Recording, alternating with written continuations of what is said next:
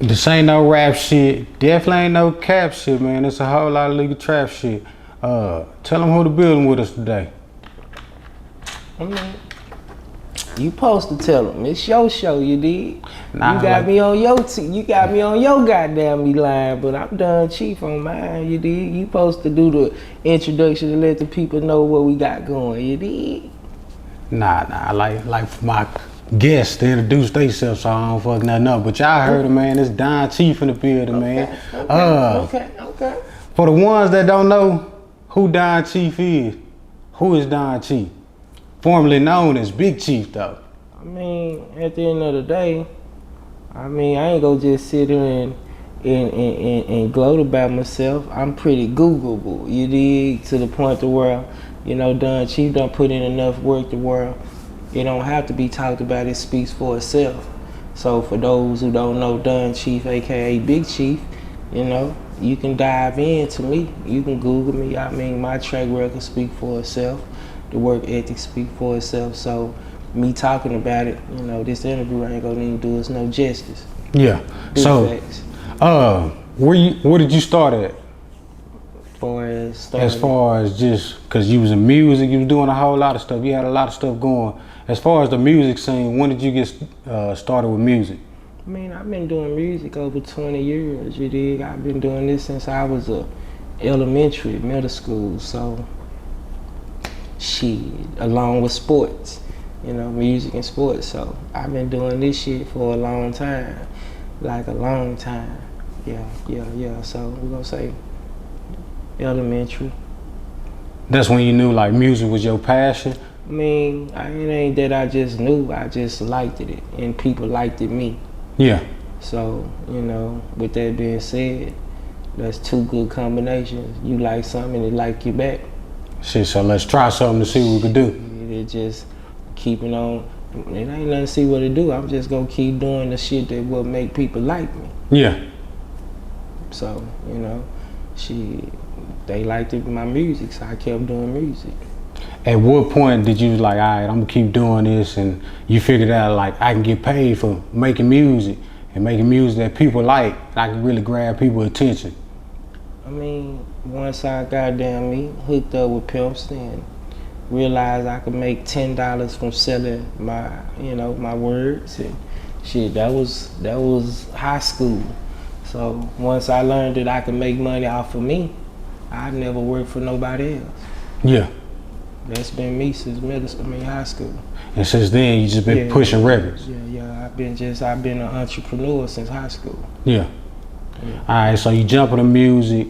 Was you originally known as Big Chief when you jumped into the music scene, starting off in high school when you put out your first record or whatever? Chief, that's what.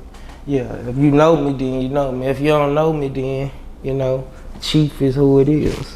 Yeah, Chief is who it is. Big Chief is who it is. How did you get that name? Man, we had I used to rap with a group we call a Hoodlum Tribe, and it's only right if you go be a tribe, you gotta have a chief. Right. You know, self-explanatory, but I was the youngest though. That was the crazy part. I was the youngest and I called myself the chief. So, you know, that's just what it's been. How did the others in the group feel about that? Shit. I mean, they didn't trip. They never told me. Yeah. Yeah, they never told me.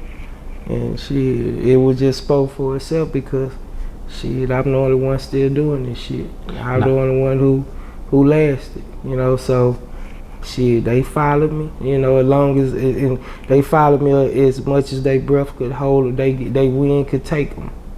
So at what point you started the group, you was in the group, at what point did y'all decide, all right, we're gonna go our separate ways? Well, I know going in separate ways, it's just work ethic. Everybody had the same opportunity. I understand, I'm the youngest, so I wasn't the one who had the money or nothing like that, you know, so that was just on some shit. They fight for what they start fighting for their dream. And you just kept on pushing? Nah, I'm still fighting for mine. So when you jumped in the music lane and started doing your thing, was it hard for you to make a name for yourself in the city? Of course, you know, nobody went, you know, I was coming up in Master P and, you know, them days, and you know, hot boy days. So at the end of the day, yeah, you had to be, and shit, you had to rap. You Yeah. really had to rap then. Shit had to have some substance. Shit, that's how it was coming out. You know, we wasn't in this era, so, you know, you really had to rap then. So, you know, and me coming from the jungle, coming from the struggle, coming from, you know, trials and tribulations, it allowed me to be able to create good content that was relatable, you know, that other people was going through just like me. So, you know, that was easy. That was what, you know, the fight was. I just had to keep doing it until I give them something they want. All right. So you push forward, you making music, you doing this. What was your first like big hit? And you was like, all right, this it right here. This gonna get me paid. I mean, everything we think is a hit when you rapping, you know what I'm saying? But, you know, the first thing that the people told me was good was the half-stepping joint that I did on Mr. Lucha album. Yeah. You know what I'm saying? So when I gave them boys that, and that joker dropped, and you know, they had a platform to where me, before I got with them, I was still more local, just, you know, pushing the CDs, but they had a platform to where they was local, but they was more local. They had the whole local DFW. You know what I'm saying? Right. So, you know, when I got the rap rocking with them and put the joint on Lucha album, and we did that, they dropped it, and they had the deal, and his stuff got to drop regionally, radio. You know, it was an anticipation because Stony Crook back then had a wave. You know what I'm saying? Yeah, Sure. K-Rock. Then Pookie dropped, then they were waiting on Lucha, you know what I'm saying, because, you know, the Pookie album did numbers, you know what I'm saying? Yeah, yeah. So, you know, when we dropped that, they had the platform. People gravitated to that joint and they wanted to know who was that guy, you know what I'm saying? And that was just the icebreaker, because that took me from just being a cat that rapped in the hood, and, you know, certain people knew me from panhandling my CDs, from Big T, this and that. It put me like, damn, they, you know, it gave my voice a couple bridges that I was able to cross. So, you know, that broke the levee. But I was already getting it in before then. It was just on a smaller level. They just brought light to who I was. Right. So when that does happen, they bring light to you. How you feeling at this point? I mean, you know, it's all cool, but I'm still trying to get me. So you ain't let it go to your head and you ain't think, shit, I'm this. Because a lot of people get to a certain point and they get the light shine. I mean, that wasn't no light. That was just, you know, bigger recognition to me. You know, I was already making money off of myself, so I could have got a little big-headed, you know, because I was doing something pretty much nobody else was doing. Right. So what was you doing, or let me ask you this, what set you apart from everybody back when you started rapping? I mean, I just told you. I made money for doing what I do. I ain't just no rapper. I've been making a living off this shit for a while. These boys just rap. Yeah. Gotta respect it. He say y'all boys just rap. He really making money. He getting a check off there. Yeah, these boys just rap. You know, I really, you know, make money off of this shit. You know, and I did it on me. Yeah.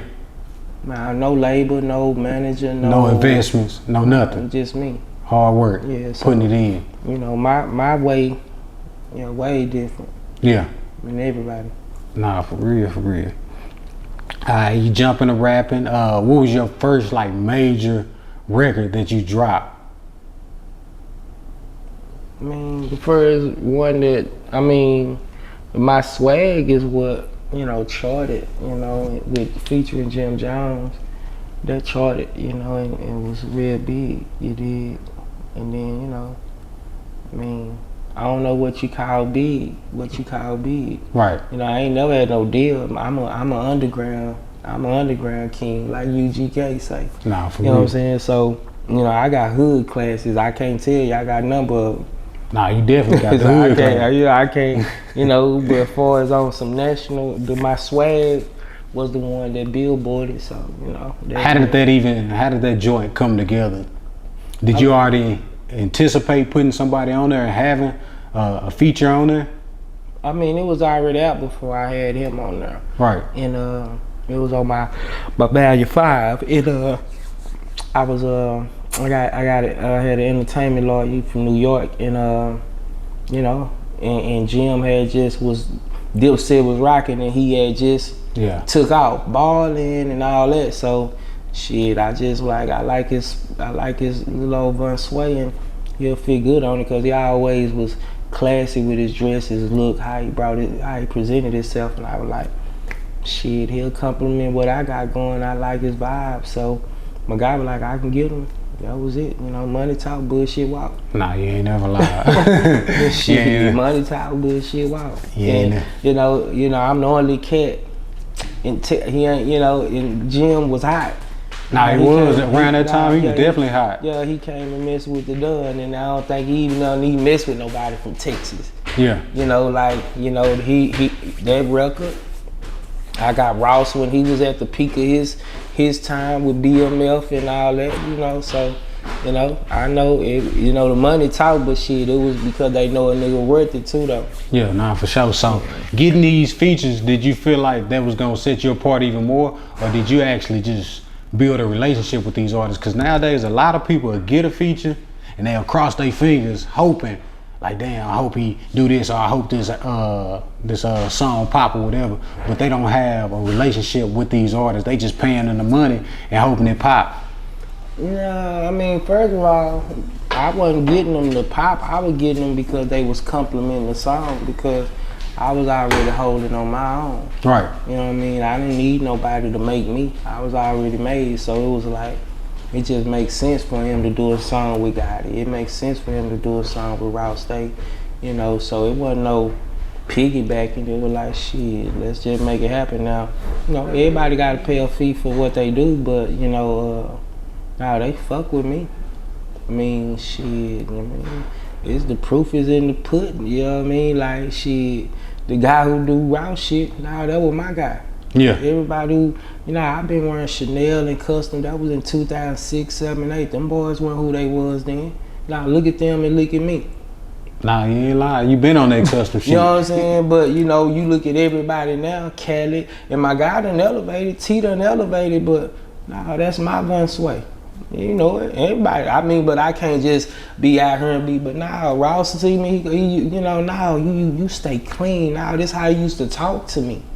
Nigga, every time I see you, Versace this, you know. Now, you know, so they, you know, once we met, it was the feelings was mutual, you know, but we crossed paths. However we crossed paths, the money brought us together, but, you know, shit, once we swapped shit, you know, they knew it's legit. And it was on from there. I mean, you know, the respect is there, you know. I respect them, they respect me. Nah, that's how it gotta be. So fast forward, you doing your thing. What was the last album that you did drop? Because for a minute, I wouldn't say you disappeared, but you stopped doing music. Did you stop doing music? What happened? Because for a long time, I ain't see Big Chief. And then when I did see Big Chief again, he was Don Chief. I mean, I don't know when the last time you saw me. So let me ask you this. When did you become Don Chief and decide to drop the Big? I always was Don Chief. I've been Don Chief since Swag. Okay. And say Don Chief, baby, know my flyer. Nah, you did, but wasn't you, for the longest you was going with Big Chief, correct? Big Chief, Don Chief, Chief Lucas, I'm all of them. Alright. So fast forward, you doing your music. But, you know, Don Chief come from, it's just an elevation thing, you know. You can't, you know, Big Chief is, you know, that's the first chapter. Nah, it's just, ain't no old. It's old. It ain't always gonna be the old of somebody who never heard of it. True.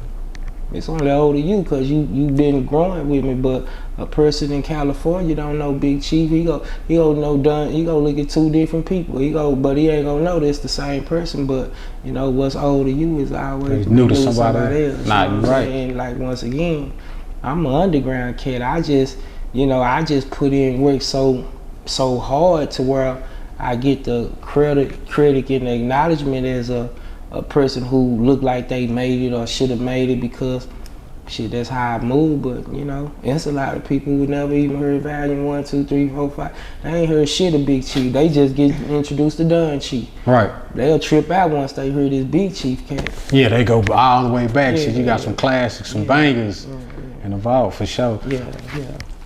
So let me ask you this: like, when you did get in music, was it ever hard for you to get radio plays or radio spins, or what relationship did you have with the radios?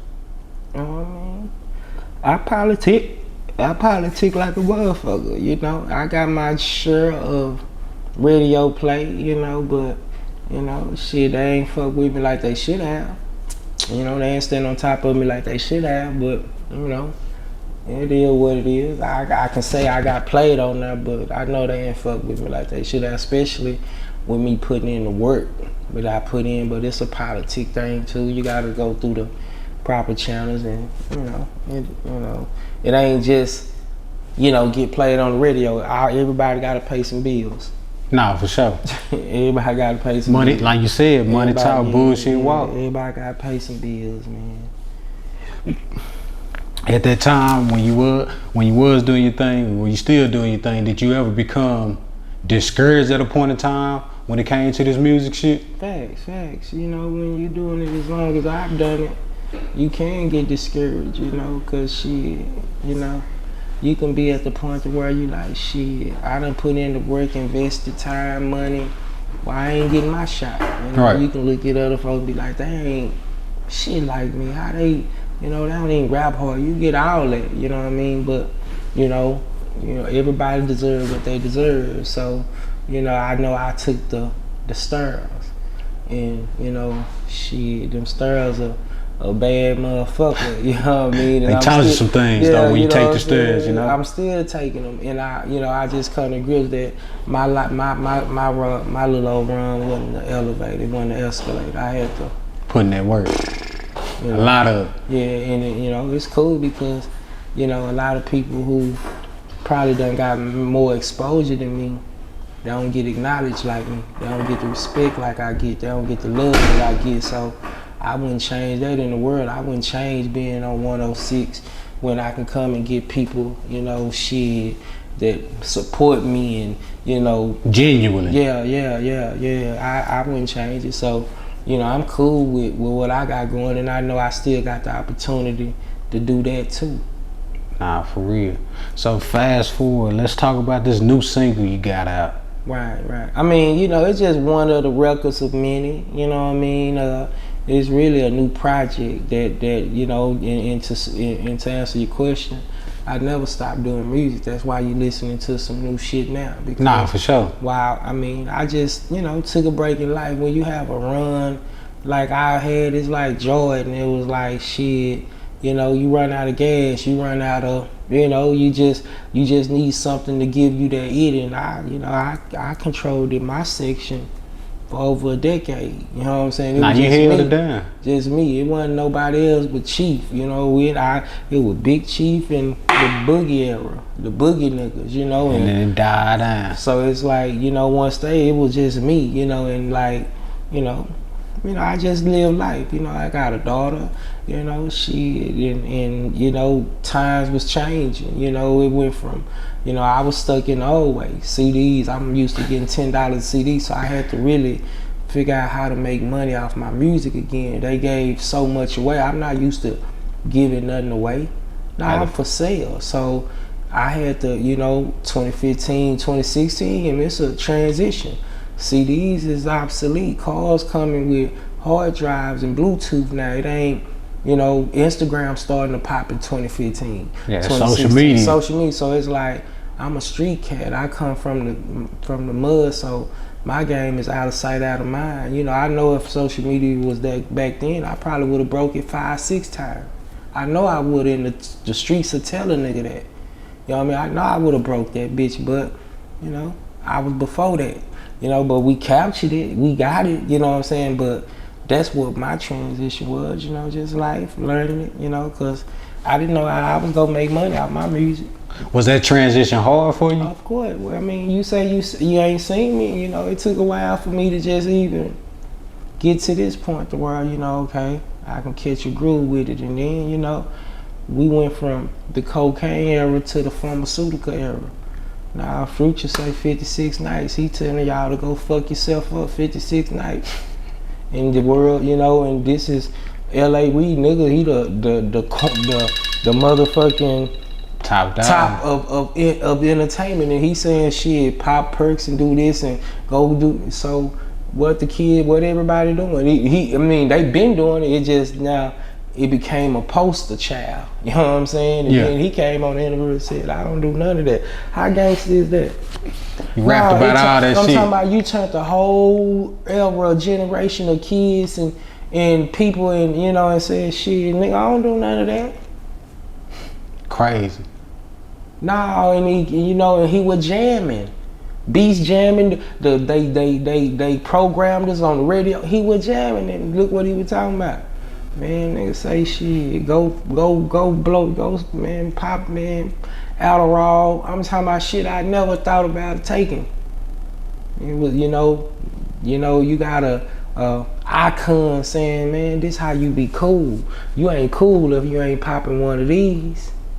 That wasn't my thing, so I'm like, man, that's not me. How can I goddamn me rap about what I'm talking about when everybody want to get high? They want to do a downer. They want to do, I don't do drugs. I had just started smoking in 2016. I want to record an album just to see how it was to be high. So, you know, it was like, shit, they had got a little sidetrack from my era, cocaine era, you know, the Ball and G-U-G-K, T.I., Jeezy. No, it went from, you know, Future to the Amigos. Just that fast. To, you know, Young Thug.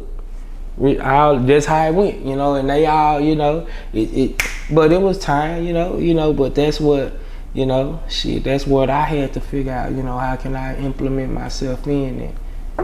Knock on wood, it's good. Look how time done, you know, it took for the world to shut down.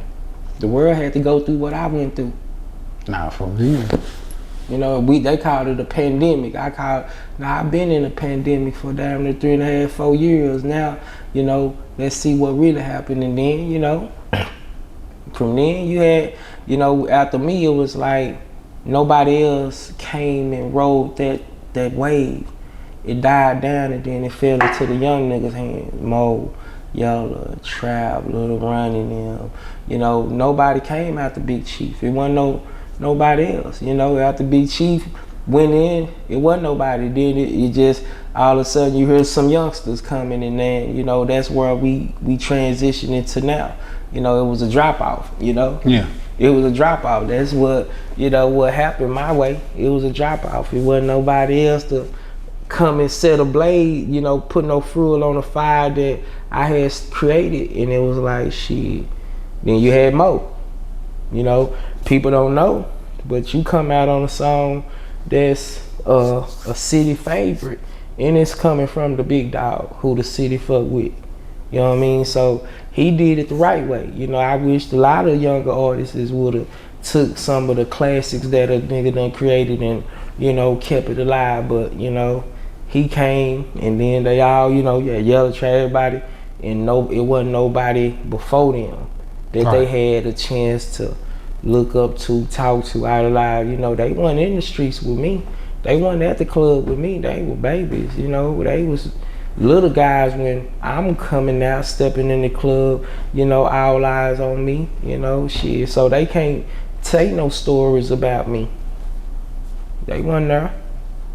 You know, they big cousins, big brothers, and aunties and stuff got to tell them about me. And, you know, it wasn't no rappers after me. You know, boys tried, but it wasn't no street niggas that came. Now, you know, the streets the face of the city now. You know what I'm saying? You can't be from the streets and, you know, be in the city. You gotta, they ain't trying to hear no dance and shit. We don't hear nobody no dance, no boogie shit no more. But, you know, that's 10 years later, you know, so, you know, I mean, it's cool. I'm ready now, you know, because these boys done, you know, help take our city to a different platform, a different, you know, hiatus of where, you know, we got national exposure. You know, also, it wasn't no other young cats like me doing nothing. I didn't have no Earl Spence. I didn't have no Dez Bryant. I didn't have no good Cowboys team. I didn't have no good Mavericks team. I was out here just looking like a sore thumb. Who is this nigga? All this gold, driving these cars. You know, all the other rappers, they was rappers. They was cool with 30,000 and that wasn't shit to me. You know, shit, they were rappers. I was really living a lifestyle of this shit. Like rappers and doing this shit. So it was like, you know, these boys got Von Millers and Earls and they can come and congregate and young niggas can look flashy and fly together and talk shit. I was out here by my goddamn self. Getting it. You know, everybody saying I'm doing too much. At that point, did you feel like you was doing too much? I mean, I was doing what they said you supposed to do. That whatever all the other rappers do. Shit, Jeezy and T.I. and them, they living what they talk about. They Gucci and them, they looking like this here. Now when you see Gucci and them, you see it. So, I mean, I guess I was doing too much for my city. Now, if I was in Atlanta and Houston, they would have been like cheering a young black nigga on. Nigga, do your thing, you know. But you know, here. Do you feel like them saying you doing too much is really just another way of them hating on you or trying to put you down or shut you down? What you got going on? What that sound like to you? I mean, it sound like hate. I mean, that's bad when, you know, shit. I'm thinking I'm supposed to be getting love, but you know, they looking at. Cause I'm enjoying the fruits of my labor and they hating on it, and that's just the way of the world. DJ, all that, you know what I'm saying? Niggas wanted to, you know, have chains and pull up. I get it, I understand. But you know, shit, you know, that's what, you know, my city is. Dallas some haters, you know what I'm saying? Is that a big problem in the music industry or just in Dallas in general? It's a problem in the music industry, but you know, I can only speak for my hometown. I'm not from nowhere else. Yeah, but in Dallas, right? Even right now in the rap scene, like, what are your views on everything in the music industry in Dallas right now? It's still the same hate that was 10 years ago when you first jumped in the game, or whatever? I mean, they might got some new haters now. You know what I'm saying? But it might be, you know, I mean, I don't know because these youngsters ain't did it like me. You know, now they ain't did it like I did it. You know, now I really, you know, moved in a different era and moved different, you know, so, you know, they not like me. They not they not moving like me. So they ain't getting the hate that I'm getting. They getting another kind of hate. You know what I mean? I was getting a different kind of hate. You know what I'm saying? So, you know, I don't know what they receiving. I don't know. I couldn't say. Right. I don't know. I don't deal with them. I couldn't say, you know, what kind of hate, but you know, me doing it how I did it, I know what kind of hate I got. And you got that hate simply because they felt like you was too flashy. I mean, it wasn't just the flash. I mean, I guess shit, you know, just me just living my life. Yeah. You know, doing what I'm doing, you know, living how I was living, you know what I'm saying? And, you know, shit, being a person into music, you know how that go. Everybody got an opinion about an artist. No, that's how sure. you get paid, by people's opinion type shit. You know what I'm saying? So, you know, I mean, yeah, you know, it's cool. You know, them haters know who they is, but they didn't stop nothing. I'm still here. They ain't even there no more. Faded you know out. Gone. Yeah, you know, I endured it. They ain't even there no more. You know what I'm saying? So, you know, it just fucked up. But, you know, at that time, I also, you know, I was young then, you know. So I had a different, you know, aura about me then. You know what I'm saying? Like, shit, I had something to prove. They didn't give me nothing, so I had to take everything that I wanted. Respect, you know, position. You know, they still ain't gave me nothing but a hard time. And I ain't tripping because I ain't asking for nothing. Gotta respect. Alright, so back to the block. The block, goddamn, he's single. How did that even come about? Because that's definitely a hit. If you ain't heard it, man, y'all be sure to check that out. I mean, it's just where I'm at, persevering, you know what I'm saying? You know, how I conduct business, you know, I look at it. You know, I don't want a little bit, I want everything. I want the whole pie. Yeah. So, you know, that's all that is, just where I'm at in life. You know, we want blocks, you know, we want to, you know, invest. We want to, you know, plant seeds that, you know, we can water that'll grow. So with this single, we ain't, not even saying with this single, but in general, because Big Chief was all trapper selling drugs or whatever. And now it's like, I mean, Rich, he just a hustler. yeah, I was a hustler. I was selling water to a camel. yeah, Drugs was just something that went through my hands that, that I can get rid of at the time.